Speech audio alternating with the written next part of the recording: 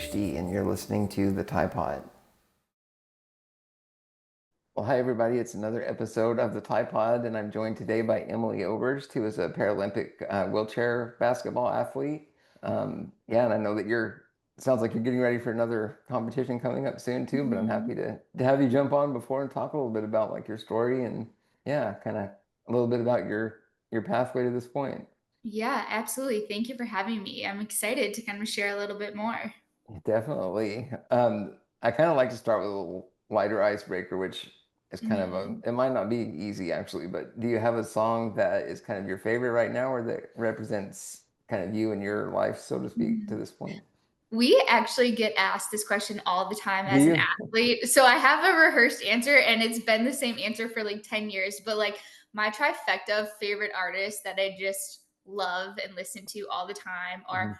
Rihanna, Nicki Minaj, and Britney Spears. And like those three, it's like it hits the 2000s.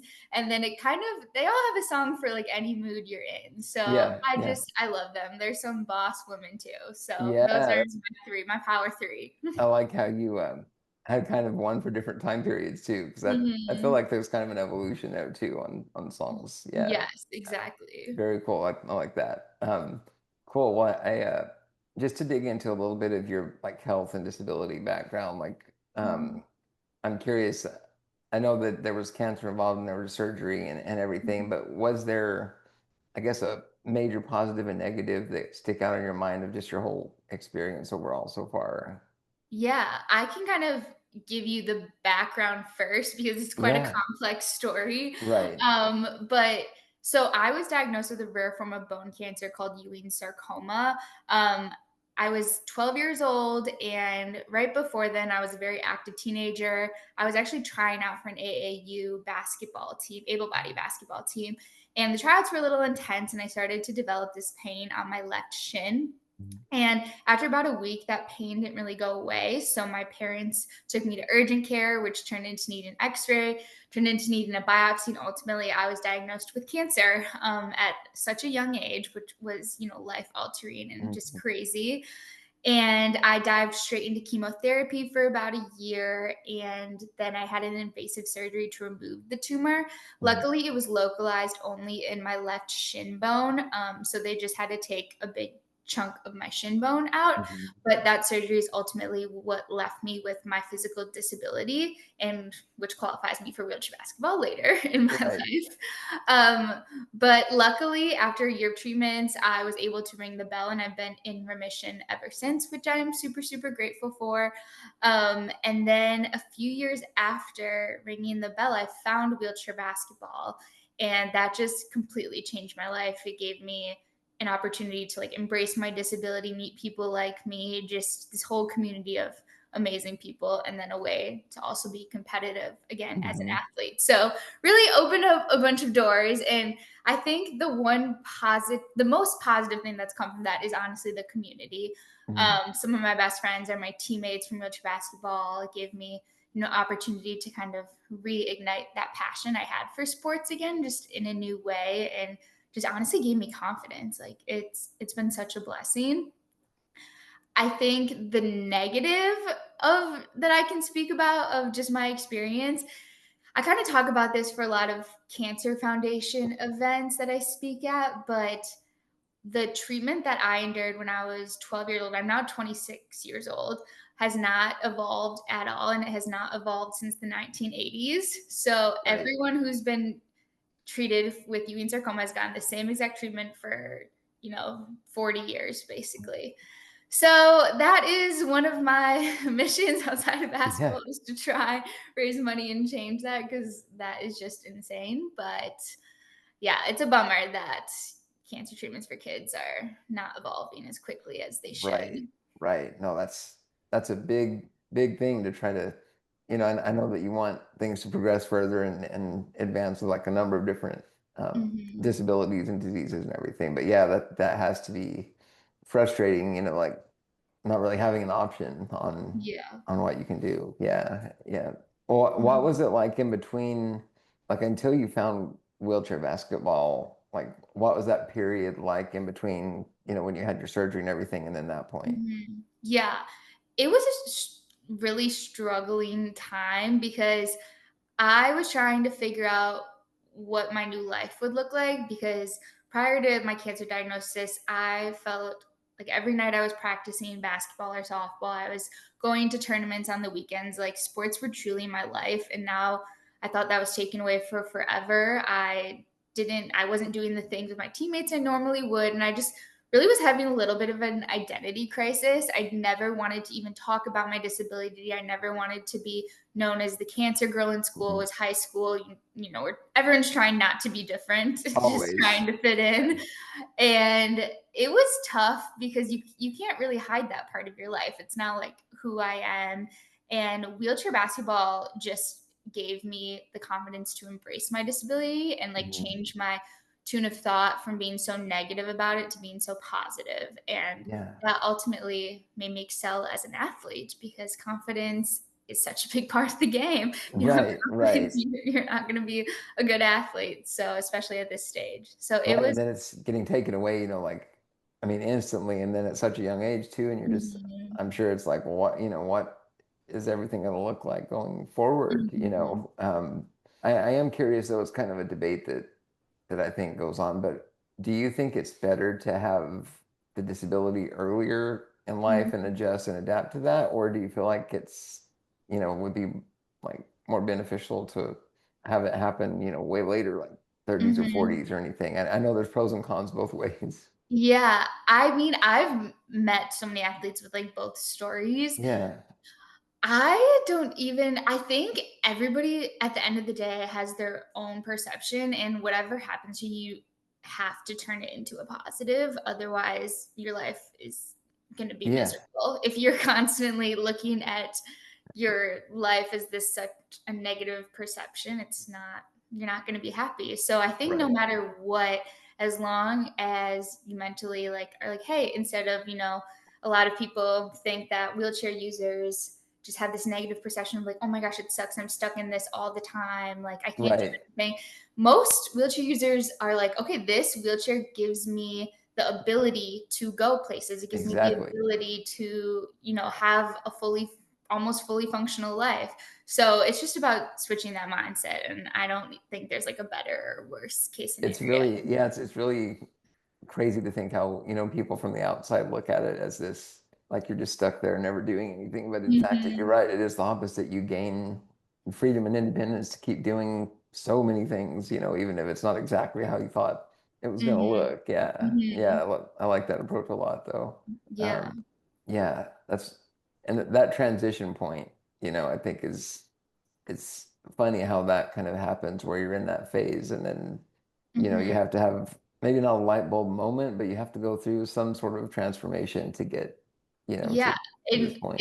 it's not overnight. I think everyone in my sport has like it takes years honestly, and it takes maturing to realize like how blessed you truly are even if something traumatic has happened to you. Yeah. And with wheelchair basketball and everything, and then I know that you are able to stand or walk at least, Mhm. somewhat. Like, how has that dynamic been, as far as, has there been kind of stigma or judgment from, I'm guessing, the outside for sure? Yeah. No, there definitely is a lot of confusion when people see me walking and then go into a wheelchair for my games. Mm. And a lot of that is people who have never seen the sport or like understand the classification system. I actually just posted an Instagram a few weeks ago that went very viral. That was Mhm. like it was a Justin Bieber trend, and it was like when people don't understand you can walk and also play wheelchair basketball. My comments were flooded with like people, supporters, and then haters because like anybody who hasn't seen the sport and understand the classification won't like I get how that's confusing. Yeah. But at the same time, you need to start watching para sports because you'll understand classification is everything and every sport has a classification. But with wheelchair basketball, you just have to have a minimal disability to qualify. So with my Mhm. disability, I can no longer play able body basketball. So I can't run, I can't jump. I have like a very fixated ankle from my surgery, and Mhm. that qualifies me. But there's a point system. So I'm the highest point, which is a 4.5. The lowest point is a 1.0, and you're classified based on like your range of motion and how I guess, intense your disability is, like a high spinal cord where somebody can't use their abs and they can't use Mhm. any part of their lower functions, that Yeah. would be a 1.0. And you can only have 15 points on the Well, court. that's So what I was going to ask. Is there a yeah, total point scale? Yeah. yeah. So you can't play 5 people who can walk as a 4.0. You can usually play 1 or 2 at a time. Okay. And that's like the confusing part, because then immediately you think that I'm taking somebody's spot who's actually disabled in their like definition. And that's why like part of educating about Yeah. parasports is so important, because there's like every sport is so complex. You need to watch it to understand. Yeah, and I feel like that complexity is like also everyone with a disability is, like Yeah. I really Yeah. like that spectrum, discussion because it is like, well, there's not a right or wrong, like, you know, black and hmm white, like you're either disabled or you're able. Like, there's just hmm there's no reason to define or place that kind of one size fits all thinking. Yeah, Yeah. exactly. And society tries to put you in your own box, and Yeah. we just have to keep fighting that. Yeah. As far as the last Paralympics that you went to, like what was that experience like just in general? And then maybe like what was the accessibility like at the Yeah. event? Was it like really well done to suit kind of everybody's needs? Yeah, Paris was incredible. I think the city did such a great job, and they really made us as para athletes feel like celebrities the Mhm. entire time, which we almost never get that treatment. And usually it's like Olympians get everything, Paralympians, don't. But Yep. it was pretty much even keel the entire time. And then Paris, the accessibility was really great for all of the village, for all of our facilities. Europe, just in general, is a little tough just because the cobblestone The roads. older building, Yeah, yeah. older, Yeah. a lot of character. It's gorgeous for sure, but sometimes you can't get into that cute coffee shop you want. Yeah. Um, but I mean, it is what it is, kind of at the end of the day. But Mhm. I think the cities. I mean, a um, the accessibility act in Europe has gotten so Yeah. much better. I think so. Yeah, that's really cool to hear. It seems to me that the events at the Paris Paralympics were out more in the public eye, like more available or more Mhm. watched, or maybe that's just my perception for some reason. But No, it was. I think it was the first time all of our games were streamed globally, and also the first time all of our games were completely sold out. Like even our prelims, the stadium was filled to the yeah, capacity. So that was super, super cool. And we've like even the US for like our games, we'll maybe get like 30, 40 people max in the bleachers. So mhm. it was super cool. Wow, that's really cool. I mean, that has to be an advancement, I think, just in Mhm. general, to have that. I mean, even like the opening ceremonies were done Mhm. really well with that, I feel like. And it was much more exposure than what I had remembered Mhm. seeing before. So Yes, absolutely. It was yeah. crazy. It was awesome. Yeah. So are you going to be competing in the next Mhm. Olympics? And okay, nice. Yes, I could not say no to doing it in our home Yeah. country, which is super exciting. And I do feel like the movement is going in such a positive direction, and Mhm. LA is such a big opportunity to make the Paralympics really big and really well known, and just all the awareness for disabilities. So I like the opportunity to be involved in that is Yeah. impossible to turn down. Yeah, that's really gonna be cool to Yeah. have that experience. And I mean the new stadium, I guess that's there, that'll probably house a lot of events too, I would think. Mhm. And yeah. Yeah, I think we're playing in the Lakers stadium, Oh, which nice. is Okay. super cool. Both, yeah, that sounds really good. Very legendary. Yeah, yeah. I'm curious on going back to kind of the technical side of wheelchair basketball. Like, Mhm. I guess it seemed like it's a little bit more contact between Mhm. wheelchairs and everything, and then shooting. Like, what is that dynamic like compared to able-bodied basketball? Like, it seems like it Yeah. would have challenges for sure. Yeah. I think the competitiveness, the fast pace of it, the physicality is the same. Yeah. And that's what the biggest misconception is when people think of like the word wheelchair and anything, there's an immediate negative connotation, and like, Mhm. how can people in wheelchairs be physical? How can they like beat up on each other? Well, we do. You just need to see the sport. Right, And right. it's just, that's like, everything is pretty much the same with the Mm, competitiveness. The only rule differences are we don't have double dribbling in wheelchair basketball, and okay. the travel, you take 2 pushes of your wheelchair and then you need to dribble. So Oh, I it's a see. little like modification, but everything else is the same. The foul rules are the same. The wheelchair is just like part of your body in a sense. So if you go Yeah, up intentionally, hit somebody with your wheelchair to their wheelchair with your foot plate, it's going to be a yeah. foul. That's like Okay, right gotcha. up to Is somebody it and running I'm and sure they it's would watch mostly basketball. like man to man, or is there zone like can you have zone like schemes with that? Yeah, it's Yeah. like both. So it's also similar strategies. Is a lot of it. It depends on your personnel. It's just like you have Mhm. the same game plans. You kind of rank who you want to shoot, who you don't want to shoot. How there's a bunch of plays. It's awesome. And I played able body basketball before, and Yeah. it's I don't know. I like both are just so awesome. Yeah, So well, if it's you good like to have basketball, you're gonna love wheelchair that basketball. exactly. That's what I was gonna say. It's like if you there's enough of the original game. I mean, it seems like you get Mhm. almost the same experience for the most part. Yeah. Yeah. Yeah. What about before the Olympics? Like, are there, I guess, national leagues in the US? Or like, what's that kind of breakdown like, just in the Mhm. country? Yeah, so our national governing body is the National Wheelchair Basketball Association, which is the Mhm. NWBA. We have leagues. There's like a Division 1, Division 2. There's colleges for wheelchair basketball. I personally play in the women's division for the NWBA Mhm. and Division 1 for NWBA. So Division 1 is a co-ed team. I'm from Milwaukee, Wisconsin, so I play with a bunch of Wisconsin guys, and we actually won the Division 1 national championship last year, which was exciting. And I don't think Wausau, it's under Wausau is our local like team organization, but I don't think we've ever won at the D1 level, which was cool. And then with that, we travel around the country for that just because wheelchair basketball is so niche. You have to travel to get good competition. Not everybody is in the Midwest, which would be True. ideal, but not the case. Yeah. Yeah. Yeah. So yeah, that's kind of what off non-Team USA training is like. Mhm. Very cool though. I mean, there's still all those elements, it seems like of, Mhm. almost like professional sports, it feels like is there. How about like interactions with able-bodied like sports groups? Is there kind of a meshing or like a synchronization of like, everyone sort of pushing for that equality type, Mhm. stage basically, or having Yeah. equal rights on that? Yeah, I think we're a little behind in wheelchair basketball. I think Mhm. we're one of the only organizations not under their Team USA counterpart. So, like USA Para Track and Field is as in association with US Track and Field, the like Mhm. Olympic side.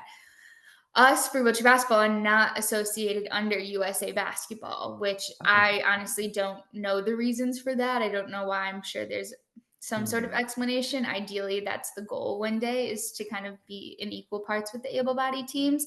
And then for local organizations, like I said, WASA, Wisconsin Adaptive Sports Association, fall under Marquette, the college university. So they're kind of our sponsors. And we do Oh, some events with them. I think there's always room for improvement there. Unfortunately, we're not seen as equals just yet, but at some right. point, hopefully, we will Yeah, be. yeah, I keep thinking that, there's gonna be a bigger breakthrough than there has been, but I mean, you Yeah, see you see increments of yeah. progress there for And it really sure. just takes like one person with like a well-known following and just like a well-known, I don't know, platform to like Mhm. get the ball rolling. So we just got to find that person. I'm hoping Dwayne Wade comes around at some point and Yeah, he's a you have specific players you're looking at for that. Yeah, he's a Yeah. Marquette alum and obviously successful NBA player and Yeah, headline. So yeah. that's my dream goal someday. So we'll Yeah, see.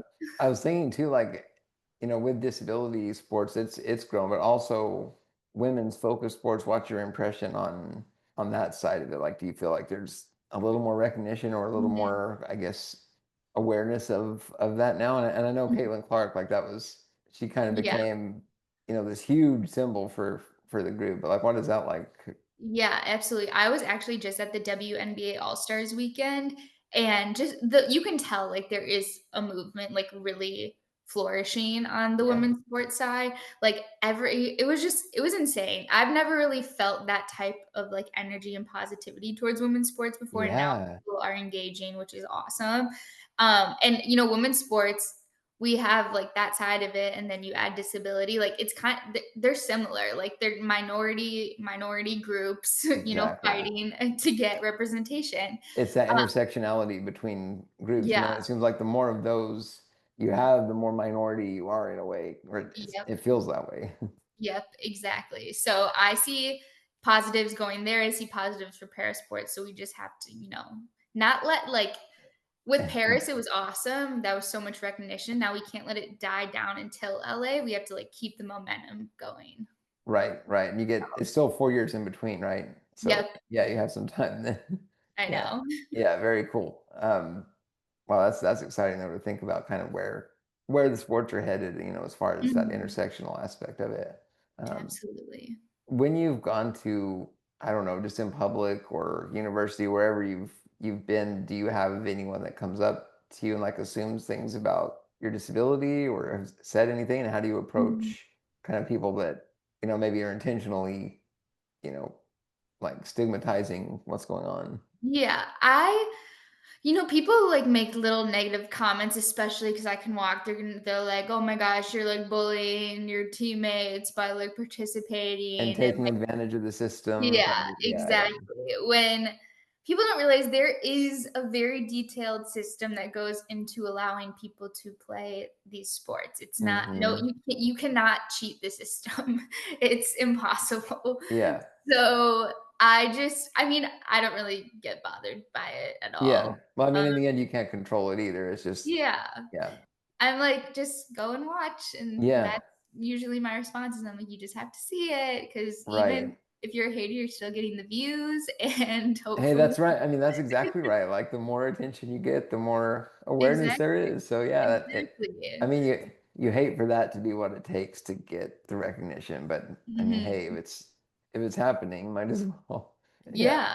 What I'm like, about like in public? Like I don't know. Like I've heard stories of people having like handicap placards and parking in a space, but then they're getting out and walking, and all of a sudden they're getting stares from mhm. everybody else. Anything like that that's kind of gone on? Yeah, yes, I've had that happen to me Yeah. before. I actually got called out in a store, like, "Oh my gosh, I parked in handicap spot." Me and my friend were going into TJ Maxx, and Yeah. a lady came up and she's like, "You are using the handicap. You don't need it. Like, what are you doing?" And I was just like, "I have a disability and I don't need to explain anything to Right, you." and what kind of level does someone have to go to actually do Yeah, something they're like just that? a Karen at the end of the day who's unhappy with their own life. Right, exactly. Something So else is going on there to bring out that animosity for sure. Yeah. exactly. Yeah, it's always a challenge, and I'm just like, until you know somebody, like, you shouldn't assume anything about I mean, Mm-mm. like, their life is their life, like, why do you find it something you need to Exactly. do? Yeah. Yeah. Mhm. Yeah, how about, People these days. oh, I know. It's exhausting. Um, how about like kind of shifting gears, talking about a little bit of kind of passion projects you have, or I don't know, Mhm. even some like if you have things to help you kind of escape from the world when kind of need a break, anything come to mind there? Yeah. I think what I'm very passionate about is doing public speaking. So, like I said, with the cancer treatments not advancing, a lot of that stuff is just very close to home. And I go and speak at lots of cancer foundations and just try and, share my story of, success and what can happen after. And then there's Yeah. so many lives that unfortunately have been taken because of no advancement in treatments. So that's what I really am passionate about, like on the side of wheelchair basketball, and just I've been so blessed to have this platform. I might as well try and use it for good, Hmm. and Hmm. we'll see if Yeah. my words work or not. Uh, Yeah. I mean, but yeah. I mean, wheelchair basketball takes up most of my time, and we don't get paid very much as athletes. So I also have a full time job. Well, I was going to ask about that too, like how you balance kind of that dynamic. Yeah, it's hard to balance. I Yeah. my, like, life is work and basketball most of the time. Um, Hmm. I worked at Abbott as a logistics planner, but I'm now transitioning to a role at Wausau, our local Wisconsin Adaptive Sports Okay. Association, Yeah. as a program director, so I'm gonna be even more involved in Well, I mean, sports. that kind of goes hand in hand a little bit at least, right? Like you do have some synchronization there. Yeah, Yeah. exactly, and I'm very excited to be like, sports is my passion, and just seeing how adaptive sports have changed my life, I just know so many other people That's have it. that story and just Exactly. to try and make it better. Yeah, yeah, for sure. Well, that's as far as like speaking engagement so far, you feel kind of comfortable like getting up and in front of just any crowd and kind of like launching into that, kind of Mhm. advocacy basically, or like what were there nerves at first and are they better now?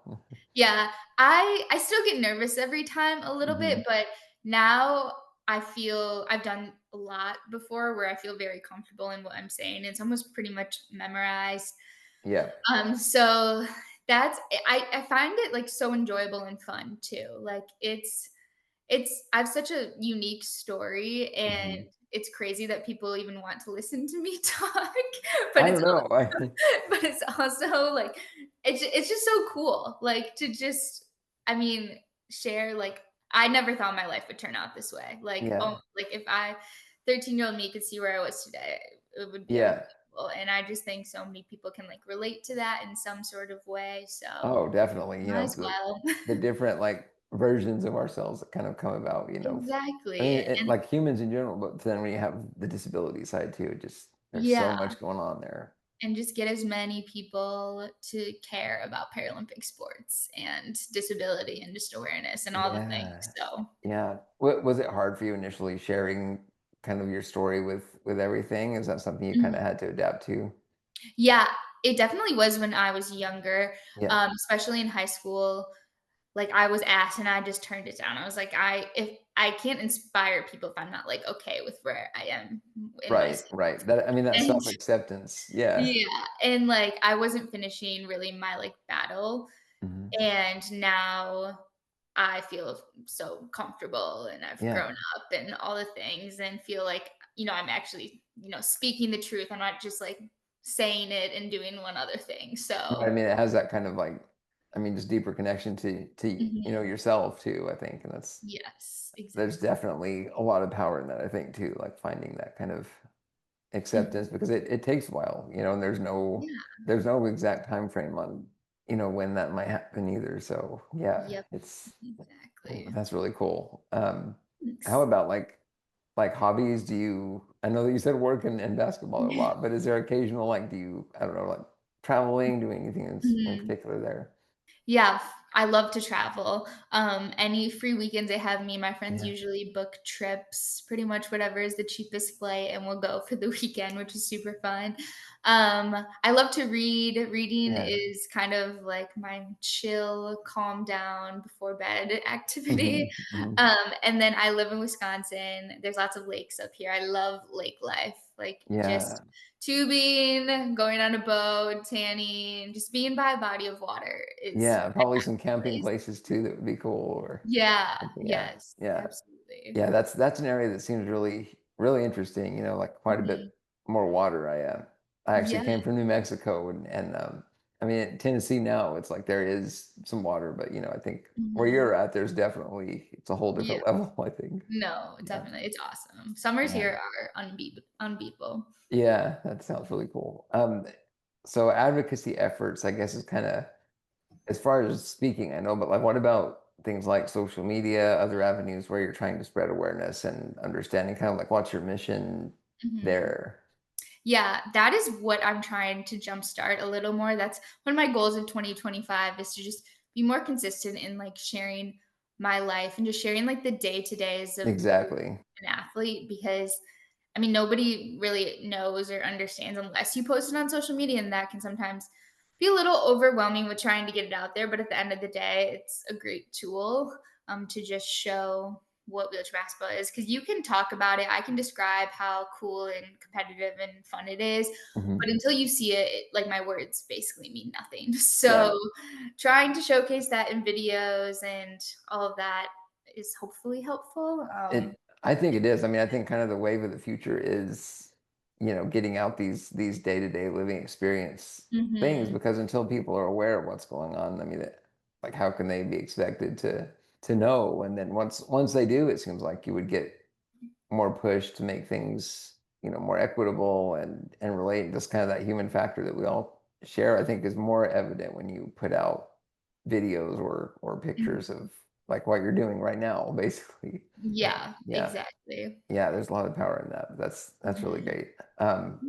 Any like super negatives with your social media experience so far? I'm sure you get comments, like you said, on the one Yeah, video that was I mean, viral. Yeah. sometimes comments I think the negative with social media is, like, sometimes it can be very like, it does take a lot of work. It takes a It lot of work does. to set up your phone and, like, film, and sometimes that can be, like, a little inauthentic. Because 'cause I'm like, "Okay, I'm just shooting, like, do I need to take a video?" But then I just have to remember, it's like, "Okay, this isn't, like this is for a sport, like, there's a reason behind this. It's not Yeah. just, this annoying thing I'm doing."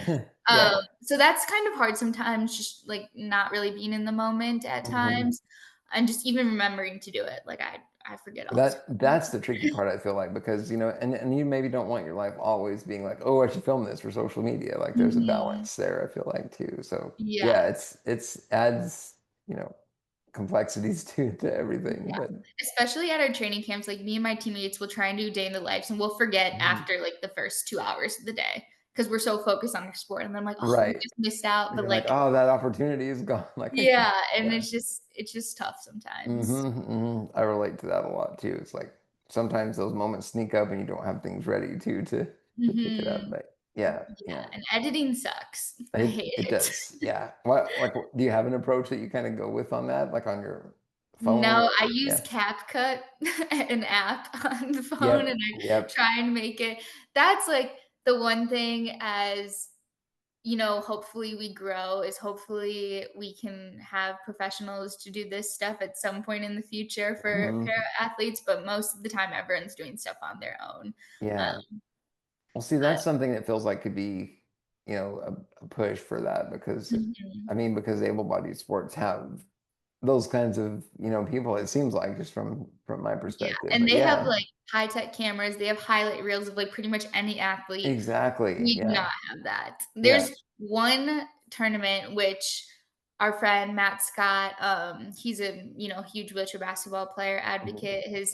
He runs the DK3, which is his 3-on-3 tournament in Venice Beach, and he hired these amazing videographers, photographers, and just created this awesome content. And that's Mhm. really the only event in wheelchair basketball that has that. Like Yeah. besides that, games maybe they're streamed, maybe they're not, but you'll never get anything that looks good on a camera. It'll be a Right. blurry. It'll so that's the hard part because you can't really do that yourself in a game. No, It's a definitely lot of not. money for that to happen. So Yeah. Yeah. Well, I mean, maybe that's something that's on the way. If there's one place that has it and is doing it well, hopefully that rubs off on yeah, others too. Yeah. Yeah. exactly. Yeah. Social media it's an interesting Mhm. area, especially for advocacy and awareness type stuff too.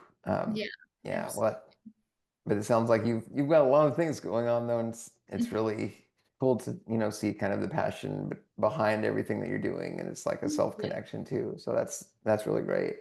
Thank Um, you. yeah, Trying to well, stay afloat. that's what we do, right? But no, I Yep. sure appreciate the time, Emily, and kind of a last question: is there something? I know you said you're getting ready to do some training. Is there something Mhm. you're specifically looking forward to coming up with that, or anything Yeah. come to mind? Well, this is the start of the quad leading up to Paris. So I leave Sunday for a training camp and then leave straight from there to go to Bogota, Colombia, which is the America's Cup, which is our first big tournament. We have to place first or second to qualify for Worlds next year. And then after Worlds, we'll have to qualify for Parapans, and Parapans, we have to qualify for LA. So lots of exciting things in the future. And honestly, like the first year is super exciting because it's just like it's the start of the next big chapter and we start building as a team again.